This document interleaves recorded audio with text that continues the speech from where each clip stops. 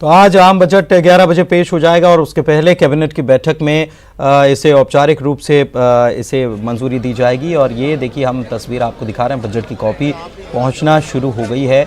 और इस पिटारे में क्या है, निर्मला सीतारमण क्या आज नई घोषणाएं करने वाली हैं, क्या देश के लिए अच्छा होने वाला है, इस पर सभी की निगाहें हैं। किसानों के लिए, युवाओं के लिए, महिला वर्ग के लिए, इसके साथ ही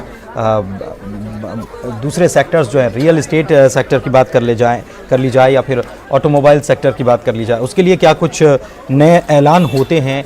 रेल में क्या होगा, रेल बजट कैसा रहने वाला है, मध्यम वर्ग भी उम्मीद लगा रहा है। तो ये सारी बातें जो हैं ये इसमें कैद हैं। ये बजट की कॉपी इस पहुंचनी शुरू हो गई हैं और चाक चौबंद सुरक्षा भी आप देख पा रहे हैं। इससे पहले ये तस्वीर जो आप देख पा रहे हैं, ये राज्य मंत्री के साथ, वित्त राज्य मंत्री के साथ वित्त मंत्री निर्मला सीतारमण जो हैं वो पहुंची कैबिनेट की बैठक में शामिल होने के लिए। और हमारे साथ हमारे सहयोगी जुड़ चुके हैं। पूजा माथुर भोपाल से हमारे सहयोगी जुड़ी हुई हैं, तो प्रतीक अवस्थी जबलपुर से हमारे साथ जुड़े हैं, विकास इंदौर से जुड़े हुए हैं और ममता हमारी सहयोगी रायपुर से जुड़ी हुई हैं। पहले इन्हीं से बात कर लेते हैं और जानने की कोशिश करते हैं, क्योंकि तमाम लोगों से सभी हमारे सहयोगियों ने बातचीत की है और क्या उम्मीदें जताई जा रही हैं, ये जानने की कोशिश करते हैं। सबसे पहले मध्य प्रदेश की आर्थिक राजधानी इंदौर का रुख कर लेते हैं और विकास से जानते हैं कि इंदौर के व्यापारी, इंदौर के आम लोग क्या उम्मीदें इस बजट से लगाए हुए हैं।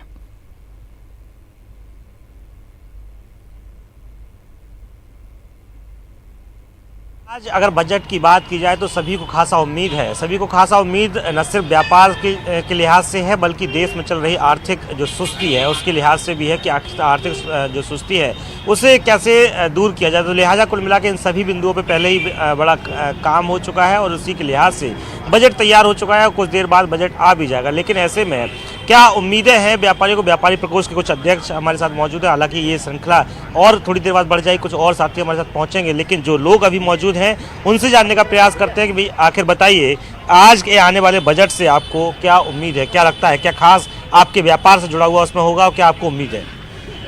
बजट तो हमारा इस बार जो रहेगा, सबका साथ सबका विकास के साथ मोदी सरकार का मेकिंग इंडिया पर जो है बजट का पूरा फोकस रहेगा। इसके अंतर्गत जो है हमारे व्यापार क्षेत्र के अंदर सबसे ज़्यादा व्यवस्थाएं और जो है बजट के ऊपर व्यापार क्षेत्र के अंदर ही पूरा फोकस रहने वाला है। आपको क्या लगता है आज आने वाला जो बजट है और क्या कितना आपके व्यापार के लिए अच्छा साबित होगा? सारे लघु उद्योगी व्यापार के लिए और सबकी जनता के हित के लिए जो भी बजट आएगा वो 130 करोड़ जनता के हित में ही बजट आएगा, क्योंकि मोदी जी ने सबके साथ सबके विकास की जो परिभाषा और जो अपनाया है उसको लेकर लघु उद्योगों के लिए बहुत बड़ी सुविधा ये सरकार देने वाली है। क्योंकि छोटे उद्योग, सूक्ष्म उद्योग जो है वो ज़्यादा से ज़्यादा व्यापार देते हैं, ज़्यादा से ज़्यादा राजस्व देते हैं, उनको लेके ये सरकार बहुत अच्छा बजट लाने वाली है। वाकई में ये उम्मीद है। आपको ज़्यादा क्या लगता है आज का आने वाला जो बजट है कितना कारगर साबित होगा व्यापारियों के लिए, आम जनता के लिए, शिक्षा से जुड़े हुए लोगों के लिए और खासकर पढ़ने वाले बच्चों के लिए? मोदी सरकार का यह बजट निश्चित ही इस देश की आने वाले समय में एक मील का पत्थर सिद्ध होगा। बहुजन हताय बहुजन सुखाय और सबका साथ सबका विश्वास, ये जो मूल मंत्र लेकर के जो मोदी जी चल रहे हैं, तो हमारी जो वित्त मंत्री है सारे देश के नीचे से लगा के ऊपर तक के लोगों को, सबको इस बजट में राहत देंगी और निश्चित रूप से देश। आपकी कोई खास मांग है आपके व्यापार से जुड़े हुई? व्यापार में जो सबसे ज़्यादा तकलीफ आ रही थी पिछले कुछ दिनों से, जीएसटी के में सरलीकरण के संदर्भ में, टैक्सेशन के संदर्भ में, तो निश्चित रूप से ये बात इन्होंने ये इंगित हुई है कि निर्मला सीतारमण जी ने इस बात को स्वीकार किया है और निश्चित रूप से ये इस बजट में परिलक्षित होगा। देश बिल्कुल पुनीत, जिस प्रकार से भरोसा है लोगों को कि आने वाला जो बजट है वो इनके व्यापार के लिए एक सार्थक सिद्ध हो सकता है, कारगर सिद्ध हो सकता है। हालांकि अमूमन इन्हीं सब चीज़ों बिल्कुल खास बात यह है कि इंदौर के लोगों को भरोसा है, उम्मीदों से ज्यादा भरोसा है इंदौर के लोगों को कि इस बजट में बहुत कुछ खास रहने वाला है। भोपाल से भी हमारे सहयोगी पूजा जुड़ी हुई हैं और उनके साथ कुछ महिलाएं भी नजर आ रही हैं। उनसे जानने की कोशिश करते हैं कि महिलाओं की क्या उम्मीदें हैं। महिला वित्त मंत्री हैं, तो क्या उम्मीदें महिलाओं ने लगा रखी हैं, कामकाजी या घरेलू दोनों महिलाओं क्या की उम्मीद क्या है, क्या वो चाहती हैं इस बजट से?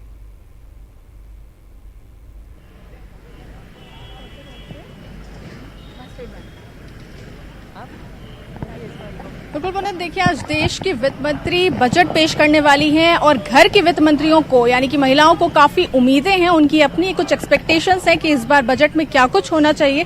सीधा उनसे ही बात करते हैं और जानते हैं कि क्या एक्सपेक्टेशंस के साथ इस बार के बजट को लेकर के वो आई हैं।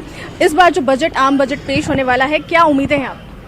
इस बार उम्मीद करते हैं कि बहुत गुड बजट आएगा, क्योंकि इंडियन इकोनॉमी हमारी वैसे ही बहुत स्ट्रेस्ड कंडीशंस पे चल रही है। करंट कंडीशन हमारा जो सिनेरियो है बहुत इकोनॉमिकली अच्छा नहीं है।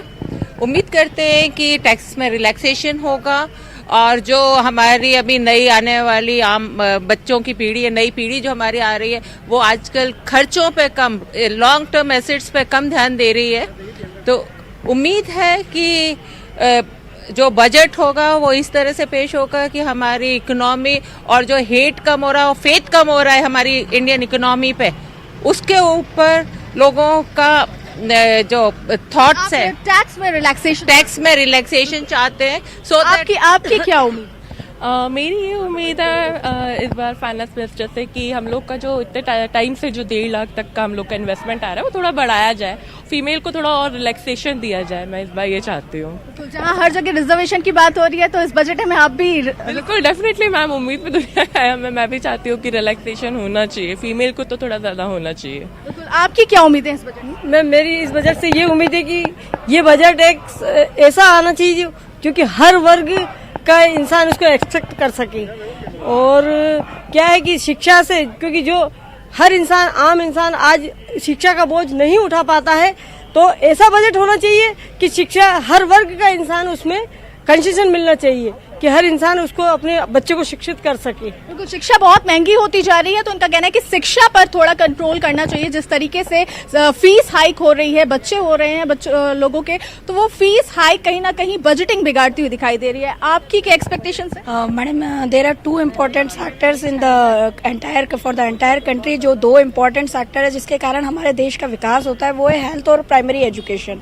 और नॉर्मली हमारे देश में एक दुर्भाग्य कहेंगे कि अभी तक हमारे कितने बजट आते गए, लेकिन इस पे कोई गवर्नमेंट की तरफ से कोई इम्पैक्ट नहीं दिखा है। जैसे फॉरेन कंट्रीज में होता है कि health and the primary education is the sole responsibility of the government. So in this budget I demand कि ये 2 बजट महिलाओं का भी बजट बिगाड़ते हैं। जब हम प्राइमरी को एजुकेशन करने जाते हैं, एडमिशन कराने जाते हैं, तो कम से कम 1.5 लाख रुपए आज की डेट में इनिशिएशन लेवल पे देना पड़ता है। हेल्थ अगर कोई बड़ा इशू आ जाता है तो उसका पूरी 2 साल की सेविंग खत्म हो जाती है। तो गवर्नमेंट को ये मैंडेटरी करना चाहिए और ये देना ही चाहिए। मेरी हेल्थ और एजुकेशन दोनों गवर्नमेंट के पार्ट पे जाए, ये मेरी रिक्वेस्ट है। बिल्कुल, हेल्थ और एजुकेशन ये 2 बेसिक नीड्स होती हैं, और अगर इस पर कंट्रोल कर लिया गवर्नमेंट ने, जिस तरीके से ये फी हाइक होती जा रही है, दवाएं के जो प्राइस हैं वो बढ़ते जा रहे हैं, तो लोगों को काफी राहत महसूस होगी और रिलैक्सेशन को ही चाहते हैं सब लोग। इसी बात को लेकर के चर्चा करी थी। बजट पर इस बार एक्सपेक्टेशंस आपकी क्या है? जो हर बार बजट रहता है, रोजमर्रा की चीजें चाहती हैं आप सस्ती हो? ऑफ कोर्स सस्ती होनी चाहिए। मतलब जिस तरीके से महंगाई बढ़ रही है मोदी सरकार के राज में, तो वो सबके लिए अफोर्डेबल नहीं है ना। ऐसा बजट होना चाहिए कि सबके लिए अफोर्ड हो, इक्वल हो। यानी हर जो बजट पेश हो, आमजन की भी यही सोच है कि वो हर वर्ग को सेटिस्फाइड करे, जो उनकी एक्सपेक्टेशंस हैं उस पर खरा उतरे। इसको लेकर के वो लगातार ये अपनी महत्वाकांक्षाएं बढ़ाती जा रहे हैं, उम्मीदें बढ़ाते जा रहे हैं। और खास बात तो यह है कि एक बार वित्त मंत्री भी महिला हैं, तो महिलाओं की उम्मीदें जो हैं वो खास तौर पर और ज्यादा बढ़ती हुई जा रही है। बिल्कुल, महिलाओं की उम्मीदें बहुत हैं। इसके अलावा और लोगों की क्या उम्मीदें, युवा क्या उम्मीद कर रहे हैं, ये जानने की कोशिश करते हैं। प्रतीक हमारे सहयोगी जबलपुर से जुड़े हुए हैं और रायपुर से ममता भी जुड़ी हुई हैं। प्रतीक, सबसे पहले मैं आपके पास आता हूं, युवा क्या उम्मीद रख रहे हैं इस बजट से? जी देखिए, युवाओं में भी बेशक कहीं ना कहीं उम्मीदें हैं इस बार बजट को लेकर, जो आर्थिक मंदी या सुस्ती कह लें केंद्र की अगर हम भाषा में, तो उसे दूर करने के लिए इस बार क्या मैजिकल आगे प्ले करती है जो वित्त मंत्री हैं, ये हम बेशक पूछना चाहेंगे। मेरे साथ कुछ लोग यहाँ पर जुड़े हुए युवा भी हैं। सर, इस बार का बजट बहुत सारी उम्मीदें हैं जो कि वर्तमान का जो आर्थिक दौर है उससे उबरने का प्रयास रहेगा। हम इस बजट में उम्मीद काफ़ी करते हैं, क्योंकि पिछले साल में तो देखने में आया है कि ऐसे कोई रिफॉर्म्स सरकार नहीं ला पाई है। सबसे बड़ी समस्या हमारे यहाँ महंगाई है। महंगाई कम करने के लिए जो टैक्स का बोझ है, अगर टैक्स जीएसटी को ये कम स्लैब्स में ले आएँ, जैसे 28% वाली वस्तुएं 18 या 12% के स्लैब में आ जाएं, तो डेफिनेटली कीमतें कम होंगी और उससे महंगाई से आम आदमी को काफ़ी राहत मिलेगी। तो हम उम्मीद करते हैं कि जीएसटी के स्लैब्स में कट करेंगे ये लोग। बेशक बेशक, कुछ यंग एंटरप्रेन्योर्स भी हमारे साथ यहाँ पर जुड़े हुए हैं, उनसे भी हम समझेंगे आपकी क्या कुछ उम्मीदें हैं इस बार। इस बार आई थिंक उनको कवर करना चाहिए एजुकेशन लोन्स को, बिकॉज बहुत सारे बच्चे हैं जो एजुकेशन लोन्स अवेल नहीं कर पाते बिकॉज गाइडलाइंस बहुत ज़्यादा रिजिड है, जिसके कारण बहुत सारे बच्चे अच्छे इंस्टीट्यूट्स छोड़ के नॉर्मल इंस्टीट्यूट्स में पढ़ाई कर रहे हैं आज की डेट में। So that is one thing जो कंसिडर करना चाहिए। आप बताइए, क्योंकि बीता जो साल रहा वो काफी उठापटक भरा रहा, इस बार क्या कुछ ऐसा होना चाहिए जिससे कहीं ना कहीं व्यवसाय में ठीक ग्रोथ हो सके? एज अ यंग एंटरप्रेन्योर मुझे हमेशा लगता है कि जो अपकमिंग फील्ड्स हैं, दैट फील्ड जैसे टेक्नोलॉजी, बीपीओ हो गया या सॉफ्टवेयर डेवलपमेंट हो गया, इसको सिमिलर ब्रैकेट में आना चाहिए। कई जैसे बीपीओ को ज़्यादा रियायतें मिलती हैं, ज़्यादा अच्छे लोन इंटरेस्ट रेट मिलते हैं, तो आईटी सेक्टर को भी उसके एट पावर आना चाहिए so that we can improve on that. ठीक है, बेशक बहुत अच्छी बात इन्होंने यहाँ पर कही है। और कुछ और भी यहाँ पे हमारे साथ लोग जुड़े हुए हैं, कुछ फार्मर्स भी हैं, कुछ व्यवसाय भी हैं। आप सर शॉर्ट में बताइए, इस बार निर्मला जी से क्या कुछ चाहते हैं? मैं तो ये चाहूँगा कि ये जो छोटे और मझोले व्यापारी के लिए जो इनको लेके आई है सरकार, इनकी बदौलत बनी है, उसके लिए कुछ ना कुछ इस सरकार को करना चाहिए, नहीं तो ये व्यापार आगे जाके और ख़त्म होता जाएगा और ऑनलाइन के कारण ये पूरा बिजनेस जो है मतलब ऑनलाइन का दर्द भी यहाँ पर निकलकर सामने आ रहा है। आपके पास लौटेंगे प्रतीक, लेकिन उसके पहले ममता के पास चलते हैं और जानते हैं कि किसानों की क्या डिमांड है, किसान क्या चाहते हैं, उम्मीद क्या रखते हैं। धान का कटोरा छत्तीसगढ़ है ममता, और किसान यहाँ पर क्या उम्मीद इस बजट से लगाए हुए?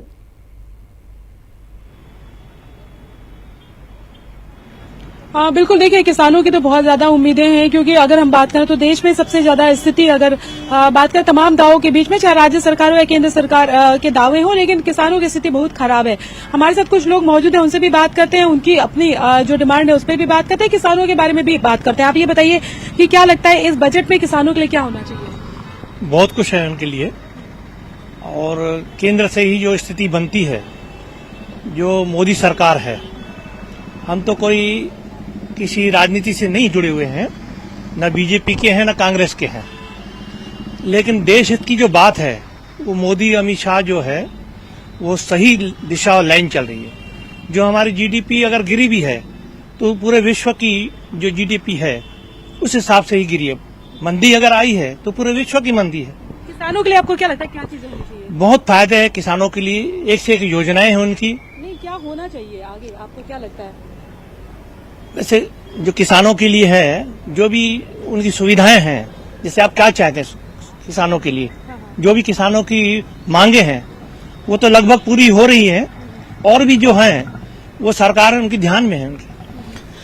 लेकिन किसानों की आय दोगुनी करने की बात भी सरकार की तरफ से कही गई थी। अब किसानों की आय दोगुनी करने के लिए क्या प्रावधान होते हैं, इस पर भी हम चर्चा करेंगे और ये भी साफ होगा। ममता, आपके पास लौटेंगे, ब्रेक का वक्त हो गया है और चर्चा को हम जारी रखने वाले हैं। वक्त एक ब्रेक का है।